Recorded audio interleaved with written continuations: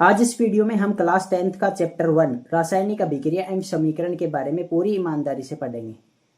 सफलता की सबसे बड़ी कुंजी आपकी रणनीति है और मुझे लगता है आज की दुनिया में बिना रणनीति के पढ़ना अभिमन्यु की तरह युद्ध में कूदने के समान है। So then without wasting your time let's start. सबसे पहले हम पढ़ते हैं परिवर्तन के बारे में। किसी भी पदार्थ का पहले की तुलना में बदल जाना परिवर्तन कहलाता है। पदार्थ का पहले की तुलना में बदलने को परिवर्तन कहते हैं। परिवर्तन दो प्रकार के होते हैं। फर्स्ट है रासायनिक परिवर्तन, सेकंड है भौतिक परिवर्तन। हम पहले बात करते हैं रासायनिक परिवर्तन की। रासायनिक परिवर्तन का एग्जाम्पल है दूध का दही में बदलना। दूध का दही में बदलना, ये एक रासायनिक परिवर्तन का एग्जाम्पल है। दूसरा मैं बताऊं आपको भौतिक परिवर्तन का एग्जाम्पल, तो बर्फ का पानी में बदलना। बर्फ का पानी में बदलना एक भौतिक परिवर्तन का एग्जाम्पल है, जबकि दूध का दही में बदलना एक रासायनिक परिवर्तन का एग्जाम्पल है।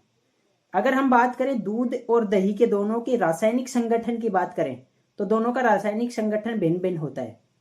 तो हम ऐसे बोल सकते हैं रासायनिक परिवर्तन के अंदर पदार्थ का जो रासायनिक संगठन होता है वो बदल जाता है।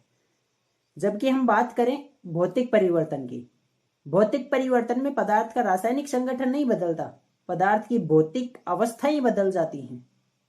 जैसे बर्फ की भौतिक अवस्था है ठोस, पानी की भौतिक अवस्था है द्रव्य, तो भौतिक गुण बदल जाएंगे पदार्थ के। तो हम बात करते हैं रासायनिक परिवर्तन की। वह परिवर्तन जिसमें पदार्थ के रासायनिक गुण व रासायनिक संगठन बदल जाता है उसे रासायनिक परिवर्तन कहते हैं। नेक्स्ट है रासायनिक परिवर्तन स्थायी होते हैं। रासायनिक परिवर्तनों को स्थायी कहा जाता है क्योंकि एक बार दूध से दही बन जाता है तो दही से वापस हम दूध नहीं बना सकते हैं, इसलिए रासायनिक परिवर्तन को क्या कहा जाता है? स्थायी कहा जाता है। और जो एक ही दिशा में चलते हैं, ऐसे परिवर्तन जो एक ही दिशा में चलते हैं, उन परिवर्तनों को क्या कहा जाता है? अनुत्क्रमणीय परिवर्तन कहा जाता है। तो हम ऐसे बोलेंगे रासायनिक परिवर्तन अनुत्क्रमणीय होते हैं, जो एक ही दिशा में चलते हैं। दूध से दही तो बन जाएगा लेकिन दही से वापस दूध नहीं बनेगा। लास्ट की बात करें, रासायनिक परिवर्तन में पुनः प्रारंभिक पदार्थ प्राप्त नहीं किया जा सकता है। रासायनिक परिवर्तन में पुनः प्रारंभिक पदार्थ यानी दूध हम प्राप्त नहीं कर सकते हैं। अब हम बात करते हैं रासायनिक परिवर्तन के उदाहरण की। फर्स्ट है दूध का दही में बदलना, सेकंड है लोहे पर जंग लगना, थर्ड है कागज का जलना, फोर्थ है प्रकाश संश्लेषण, 5 है भोजन का पाचन। अब हम चलते हैं नेक्स्ट भौतिक परिवर्तन पर। वह परिवर्तन जिसमें पदार्थ के भौतिक गुण बदलते हैं उन्हें भौतिक परिवर्तन कहते हैं। भौतिक परिवर्तन अस्थायी होते हैं। अस्थायी बोले तो बर्फ से वापस पानी, पानी से वापस बर्फ, बर्फ से पानी, पानी से वापस बर्फ बना सकते हैं और दोनों दिशाओं में चलते हैं, इसलिए ऐसे परिवर्तनों को क्या बोला जाता है? उत्क्रमणीय बोलते हैं। तो भौतिक परिवर्तन उत्क्रमणीय होते हैं। भौतिक परिवर्तन में पुनः प्रारंभिक पदार्थ प्राप्त किया जा सकता है। अगले हम बात करें भौतिक परिवर्तन के उदाहरण की बात करें, तो फर्स्ट उदाहरण है बर्फ का पिघलना, नमक का पानी में घुलना, कागज का फटना, सलाद काटना। ये सभी एग्जाम्पल भौतिक परिवर्तन के एग्जाम्पल हैं। अब हम बात करते हैं रासायनिक अभिक्रिया की, केमिकल रिएक्शन की। जब देखो किसी भी पदार्थ के अंदर रासायनिक परिवर्तन होता है तो उसके अंदर कोई ना कोई रासायनिक अभिक्रिया हो रही होती है। तो किसी भी पदार्थ में रासायनिक परिवर्तन के होने को ही रासायनिक अभिक्रिया कहते हैं। किसी भी पदार्थ में रासायनिक परिवर्तन के होने को रासायनिक अभिक्रिया कहा जाता है। उदाहरण के लिए हम बात करें कोल का दहन, कोयले का दहन की बात करें। कोयले में होता है कार्बन, कार्बन ऑक्सीजन के साथ रिएक्शन करके कार्बन डाइऑक्साइड गैस बनाता है। नेक्स्ट एग्जाम्पल है एमजी रिबन का दहन। एमजी रिबन का दहन के अंदर एमजी मैग्नीशियम ऑक्सीजन के साथ अभिक्रिया करके मैग्नीशियम ऑक्साइड बनाता है। अब हम दो इंपोर्टेंट टॉपिक की बात करते हैं। फर्स्ट है अभिकारक या क्रियाकारक और दूसरा है उत्पाद। अभिकारक किसको बोलेंगे? वे पदार्थ जो रासायनिक अभिक्रिया में भाग लेते हैं उन्हें अभिकारक या क्रियाकारक कहा जाता है। और बात करें उत्पाद की, रासायनिक अभिक्रिया में बनने वाले नए पदार्थ को उत्पाद कहा जाता है।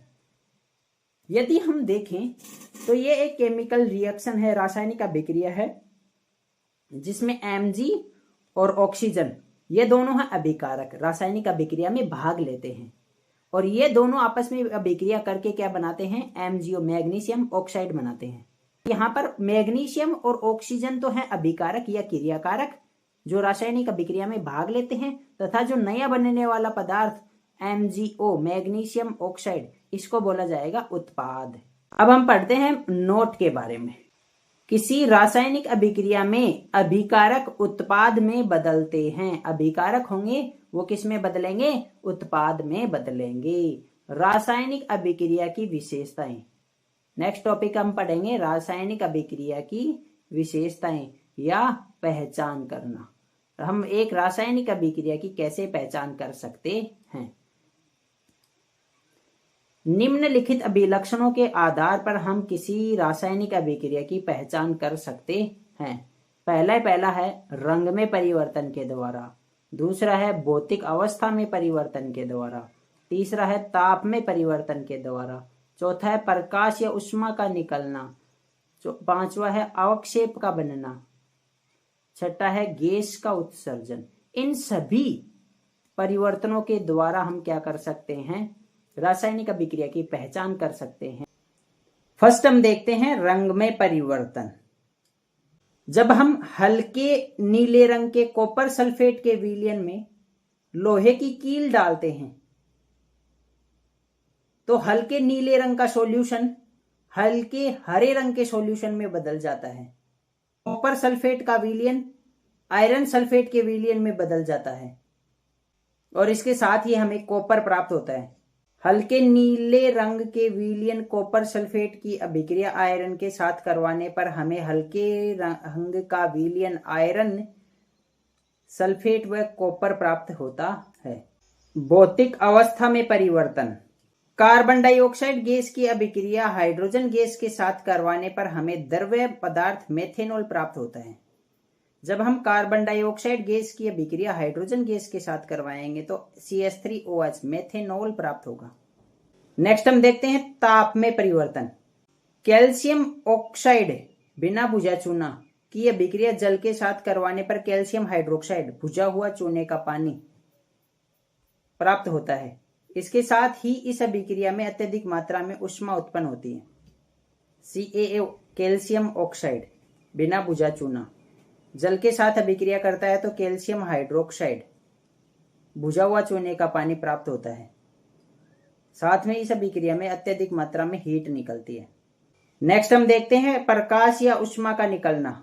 मैग्नीशियम के रिबन को वायु की उपस्थिति में जलाने पर मैग्नीशियम रिबन सफेद ज्वाला के साथ जलता है, जिससे अत्यधिक मात्रा में प्रकाश व ऊष्मा उत्पन्न होती है। मैग्नीशियम ऑक्सीजन के साथ अभिक्रिया करके मैग्नीशियम ऑक्साइड बनाता है और इस अभिक्रिया में प्रकाश और ऊष्मा उत्पन्न होती है। नेक्स्ट है अवक्षेप का बनना। जब हम लेड नाइट्रेट की अभिक्रिया PbNO3 की अभिक्रिया Ki पोटेशियम आयोडाइड के साथ करवाते हैं तो हमें पीले रंग का अवक्षेप लेड आयोडाइड प्राप्त होता है। इसके साथ साथ ही पोटेशियम नाइट्रेट प्राप्त होता है।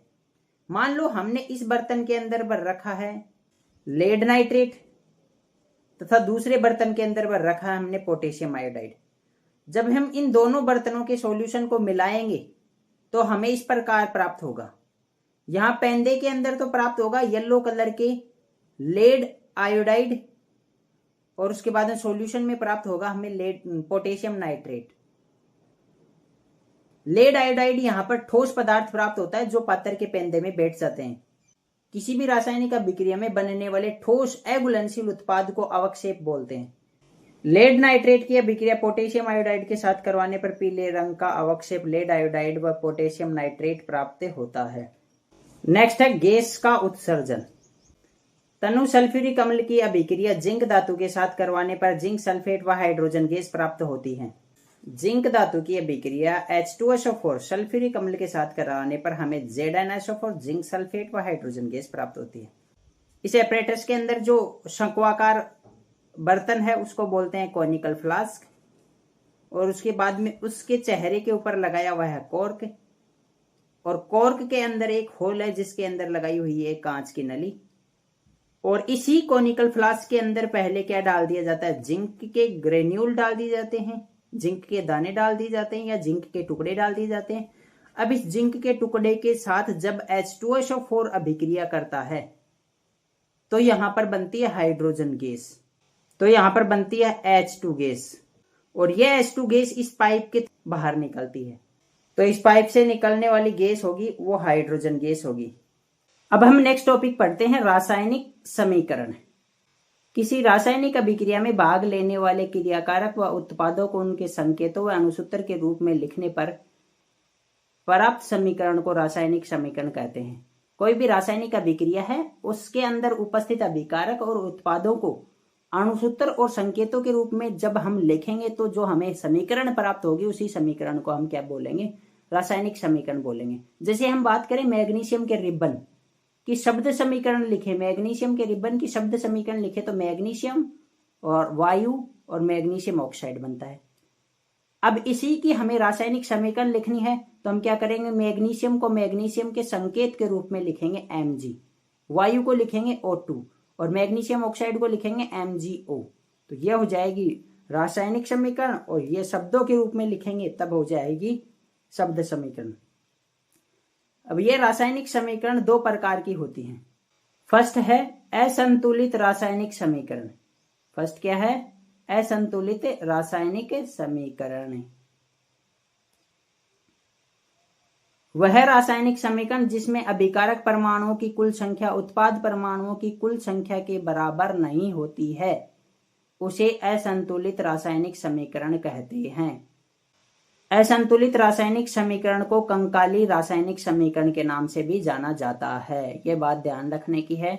असंतुलित रासायनिक समीकरण होगी उसको हम कंकाली रासायनिक समीकरण भी कहेंगे। यहां पर मैंने एक रासायनिक अभिक्रिया लिखी है Mg+O2 और MgO। यहां पर हम अगर परमाणुओं की संख्या को देखें तो तत्व है, अभिकारक है, उत्पाद है। Mg परमाणु तत्व की देखते हैं हम, Mg परमाणु अभिकारक साइड में 1 है, उत्पाद साइड में 1 है, तो हम बोल सकते हैं Mg परमाणु रासायनिक अभिक्रिया के अंदर क्या है, संतुलित है। लेकिन बात करते हैं हम ऑक्सीजन परमाणु की। ऑक्सीजन परमाणु अभिकारक साइड में 2 है और उत्पाद साइड में 1 है, तो हम ऐसे बोल सकते हैं यह रासायनिक अभिक्रिया संतुलित रासायनिक अभिक्रिया नहीं है। इसके अंदर ऑक्सीजन परमाणु अभिकारक साइड में 2 है और उत्पाद साइड में 1 है। तो ऐसी रासायनिक समीकरण जिसमें अभिकारक परमाणुओं की कुल संख्या उत्पाद परमाणुओं की कुल संख्या के बराबर नहीं होती है उसको हम असंतुलित रासायनिक समीकरण कहते हैं। नेक्स्ट हम बात करते हैं संतुलित रासायनिक समीकरण।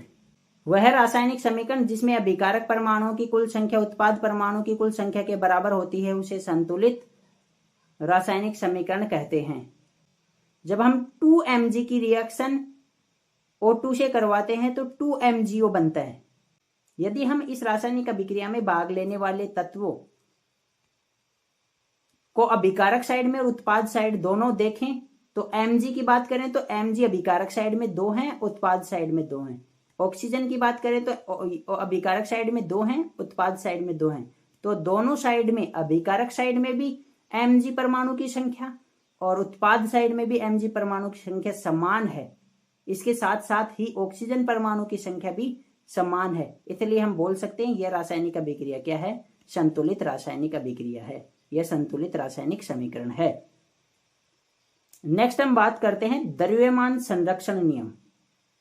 इस नियम के अनुसार किसी रासायनिक अभिक्रिया में अभिकारक परमाणुओं का कुल द्रव्यमान उत्पाद परमाणुओं के कुल द्रव्यमान के बराबर होता है, अर्थात रासायनिक अभिक्रिया के दौरान न तो द्रव्यमान नष्ट होता है और ना ही द्रव्यमान उत्पन्न होता है। द्रव्यमान संरक्षण नियम यह कहता है कि किसी भी रासायनिक अभिक्रिया के अंदर द्रव्यमान का न तो निर्माण होता है और न ही द्रव्यमान नष्ट होता है। इसका मतलब यह है कि अभिकारक परमाणुओं का कुल द्रव्यमान होगा वो किसके बराबर रहेगा, उत्पाद परमाणुओं के कुल द्रव्यमान के बराबर होगा। अब हम चलते हैं स्टेप फर्स्ट पर। स्टेप फर्स्ट कहता है रासायनिक अभिक्रिया में उपस्थित सभी अभिकारक व उत्पाद परमाणुओं को बॉक्स में बंद करते हैं तथा बॉक्स में कोई परिवर्तन नहीं करते हैं। अभिकारक व उत्पाद परमाणुओं की संख्या को सारणी में लिखते हैं। तो सबसे पहले हम करेंगे अभिकारक और उत्पाद परमाणुओं को बॉक्स में बंद, और बॉक्स में किसी प्रकार का क्या नहीं करेंगे, परिवर्तन नहीं करेंगे। उसके बाद में हमारे बनानी पड़ेगी अभिकारक परमाणु और उत्पाद परमाणुओं की संख्या की टेबल बनानी पड़ेगी, सारणी बनानी पड़ेगी। सारणी में हम 3 कॉलम बनाएंगे। फर्स्ट कॉलम में लिखेंगे तत्व, सेकंड कॉलम में लिखेंगे अभिकारक व थर्ड कॉलम में लिखेंगे उत्पाद। तत्व, अब जो भी रासायनिक अभिक्रिया के अंदर तत्व हैं डिफरेंट टाइप के, उन सबको लिख लेंगे। जैसे इस रासायनिक अभिक्रिया में पहला है Fe, दूसरा है ऑक्सीजन, तीसरा है हाइड्रोजन। अब हम बात करते हैं Fe परमाणुओं की संख्या अभिकारक साइड में 1 है तो 1 लिख दिया। उत्पाद साइड में Fe परमाणुओं की संख्या 3 है तो 3 लिख दिया। ऑक्सीजन परमाणु की संख्या अभिकारक साइड में 1 है और उत्पाद साइड में 4 है। हाइड्रोजन परमाणु की संख्या अभिकारक साइड में 2 है और उत्पाद साइड में भी 2 है।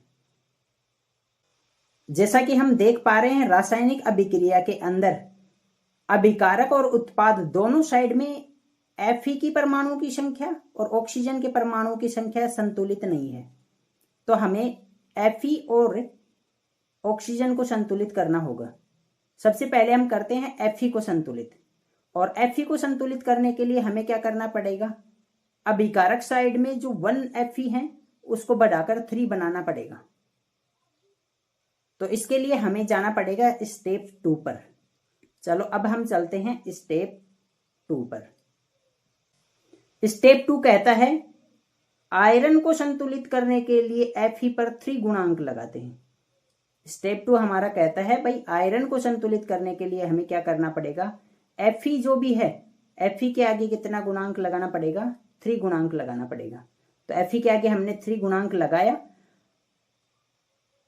और उसके बाद में हम वापस इस टेबल को बनाएंगे और उसमें अभिकारक परमाणु और उत्पाद परमाणु की संख्या को लिखते हैं। तत्व, अभिकारक, उत्पाद। तत्व में सबसे पहला है Fe। Fe अभिकारक साइड में 3 हो चुके हैं अब, और उत्पाद साइड में भी 3 है, तो Fe परमाणु की संख्या संतुलित हो चुकी है।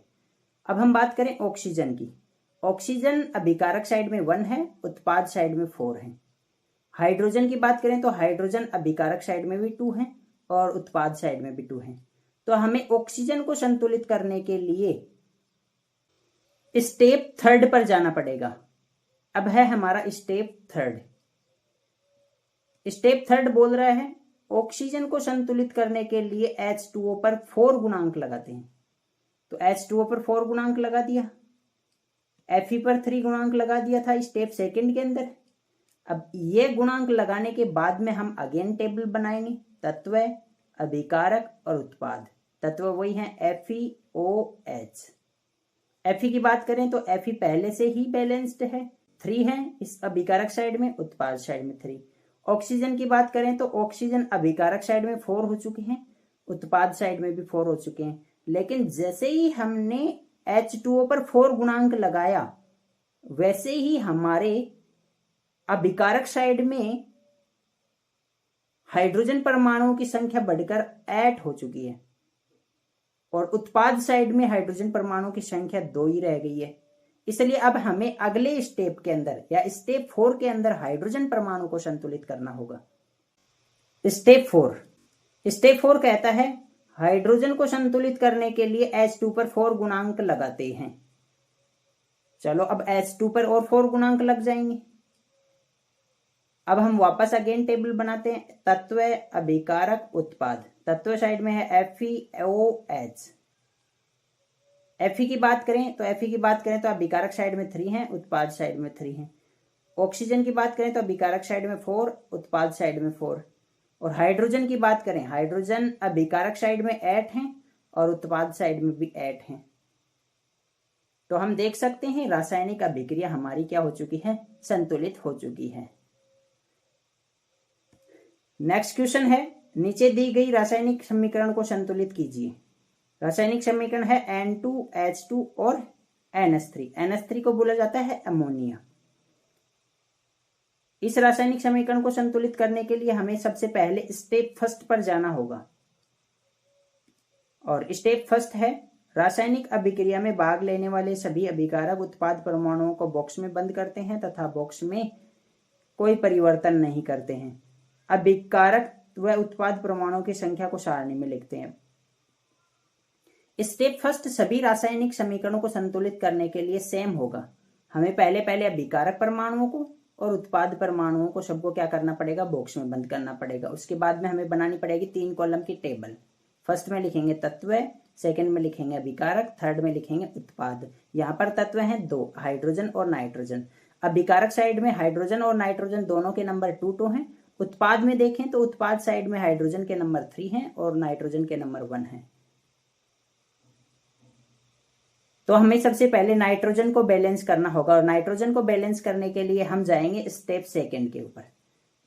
हमारा स्टेप सेकंड कहता है नाइट्रोजन को संतुलित करने के लिए NH3 पर 2 गुणांक लगाते हैं।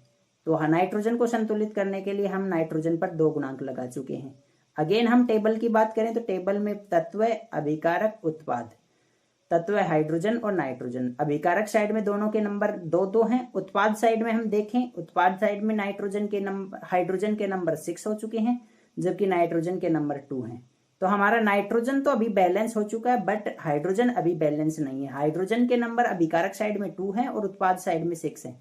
इसलिए हम हाइड्रोजन को बैलेंस करने के लिए स्टेप थर्ड पर जाएंगे। स्टेप थर्ड हमें कहता है हाइड्रोजन को संतुलित करने के लिए H2 पर 3 गुणांक लगाते हैं। तो हाइड्रोजन को संतुलित करने के लिए अब H2 पर भी क्या लगाया जाता है, 3 गुणांक लगाया जाता है। वही अगेन सारणी बनाई जाती है, तत्व, अभिकारक, उत्पाद, हाइड्रोजन, नाइट्रोजन। हाइड्रोजन के नंबर अभिकारक साइड में 6 हैं, उत्पाद साइड में भी 6 हो चुके हैं। नाइट्रोजन के नंबर देखें तो अभिकारक साइड में 2 है और उत्पाद साइड में भी 2 है। तो हम बोल सकते हैं यह रासायनिक अभिक्रिया क्या हो चुकी है, संतुलित हो चुकी है। नेक्स्ट क्वेश्चन है, नीचे दी गई रासायनिक समीकरण को संतुलित कीजिए। क्वेश्चन सेम है बट केमिकल इक्वेशन चेंज हो चुकी है। PbNO3 lead nitrate, PbO NO2 और O2। वही सबसे पहले संतुलित करने के लिए हम स्टेप फर्स्ट पर जाएंगे। स्टेप फर्स्ट सभी रासायनिक अभिक्रियाओं के लिए सेम होता है। रासायनिक अभिक्रिया में उपस्थित सभी अभिकारक उत्पाद परमाणुओं को बॉक्स में बंद करते हैं तथा बॉक्स में कोई परिवर्तन नहीं करते हैं। अभिकारक व उत्पाद परमाणुओं की संख्या को सारणी में लिखते हैं। सबसे पहले हमने बॉक्स में बंद किया सबको और बॉक्स में कोई परिवर्तन नहीं करेंगे हम, और उसके बाद में सारणी में अभिकारक और उत्पाद परमाणुओं की संख्या को लिखते हैं। सारणी पहले है तत्व, अभिकारक और उत्पाद। तत्व में है Pb, नाइट्रोजन और ऑक्सीजन। अगर हम Pb के नंबर देखें तो अभिकारक और उत्पाद साइड दोनों में समान है। अब हम देखें नाइट्रोजन के नंबर देखें तो नाइट्रोजन अभिकारक साइड में 2 है, उत्पाद साइड में 1 है। और ऑक्सीजन देखें तो ऑक्सीजन अभिकारक साइड में 6 है और उत्पाद साइड में 5 है। तो हमें ऑक्सीजन से पहले नाइट्रोजन को बैलेंस करना होगा। नाइट्रोजन को बैलेंस करने के लिए हमें स्टेप सेकंड के ऊपर जाना होगा। स्टेप सेकंड हमें कहता है नाइट्रोजन को संतुलित करने के लिए NO2 पर 2 गुणांक लगाते हैं। NO2 पर हमने लगा दिया 2 गुणांक और अगेन हम सारणी बनाएंगे, तत्व, अभिकारक, उत्पाद। तत्व में है Pb, N और O। Pb दोनों साइड में, अभिकारक साइड में और उत्पाद साइड में Pb के नंबर 1 है, तो वो संतुलित हैं। जैसे ही हम नाइट्रोजन को संतुलित करने के लिए NO2 पर 2 लगाते हैं तो अभिकारक साइड में नाइट्रोजन के नंबर 2 हैं, उत्पाद साइड में नाइट्रोजन के नंबर हो जाते हैं 2। नाइट्रोजन बैलेंस हो चुका है। नाइट्रोजन और लेड, सीसा दोनों बैलेंस हैं, लेकिन जैसे ही हम NO2 पर 2 गुणांक लगाते हैं तो ऑक्सीजन के नंबर अभिकारक साइड में तो 6 हैं, लेकिन उत्पाद साइड में 7 हो जाते हैं। अब हमें बैलेंस करना है ऑक्सीजन को। ऑक्सीजन को बैलेंस करने के लिए हम स्टेप थर्ड पर जाते हैं। स्टेप थर्ड हमें कहता है ऑक्सीजन को संतुलित करने के लिए PbNO2 पर 2 गुणांक लगाते हैं, NO2 पर 4 गुणांक लगाते हैं, PbO पर 2 गुणांक लगाते हैं। PbNO3 का होल ट्वाइस, इस पर 2 गुणांक लगा दिया। NO2 पर 4 गुणांक, जो पहले 2 लगाया था उसको वापस चेंज करना पड़ेगा हमें, 4 गुणांक लगा दिया, और PbO पर 2 गुणांक लगा दिया। अब हम केमिकल इक्वेशन में वापस वही टेबल बनाते हैं, तत्व, अभिकारक, उत्पाद, Pb और N और नाइट्रोजन और ऑक्सीजन। Pb के नंबर देखें तो अभिकारक साइड में भी 2 हैं, उत्पाद साइड में भी 2 हैं, तो संतुलित है। नाइट्रोजन के नंबर देखें तो अभिकारक साइड में 4 हैं और उत्पाद साइड में भी 4 हैं। लास्ट हम ऑक्सीजन के नंबर देखें, ऑक्सीजन के नंबर देखें तो अभिकारक साइड में 12 हैं और उत्पाद साइड में भी 12 हैं, तो हम बोल सकते हैं रासायनिक अभिक्रिया संतुलित हो चुकी है। नेक्स्ट क्वेश्चन है, निम्नलिखित रासायनिक अभिक्रियाओं की संतुलित रासायनिक समीकरण लिखिए। नीचे 10 रासायनिक समीकरण दी हैं, इनकी संतुलित रासायनिक समीकरण लिख के आप प्रैक्टिस कर सकते हैं, और अपने आंसर को चेक करने के लिए आप नेक्स्ट पेज पर इनके आंसर को चेक कर सकते हैं।